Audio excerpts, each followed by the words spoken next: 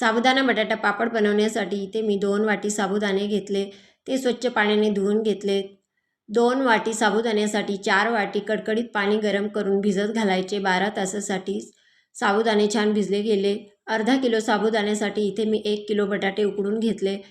ते असे छोटे छोटे तुकडे करून घेतले. आता मिक्सरच्या भांड्यात थोडे बटाटे आणि थोडे साबुदाणे मिक्स करून थोडंसं कोमट पाणी घालून स्मूथ अशी पेस्ट वाटून घेतलेली आहे. हे सर्व मिश्रण चांगलं एकजीव करून घेतलं. चवीनुसार मीठ घालायचं. हिरवी मिरचीची पेस्ट घालायची. छान मिक्स करून घ्यायचं. आता आपण याचे साबुदाण्याचे पापड बनवून घेऊया. छोट्या चमच्याने हे पळी पापड आपण तयार करून घेऊया.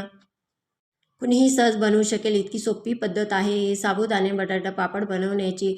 इथे मी सर्व पापड बनवून घेतले. तळून दाखवते. अगदी चौपट असे हे पापड फुललेले आहेत.